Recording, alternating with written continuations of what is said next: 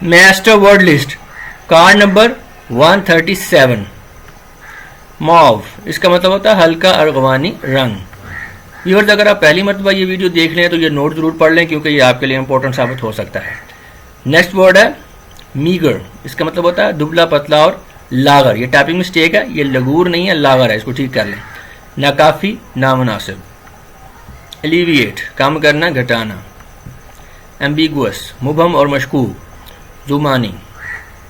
Amiable, दिल अवेज और दिलकश। अमॉर्फस, किसी खास शक्ल सूरत के बगैर। यहाँ पे फिर टाइपिंग मिस्टेक आ गया, ये कलमा बीच में आ गया, इसको ठीक कर लें। दोबारा बता रहा हूँ, किसी खास शक्ल सूरत के बगैर, यानी कि फॉर्मलेस।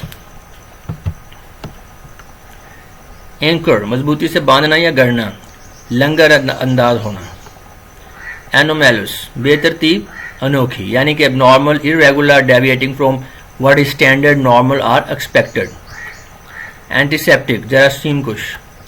एपोजी, इंतहाई मकाम, जब चांद अपने मदार में ज़मीन से दूर तरीन होता है। Thank you.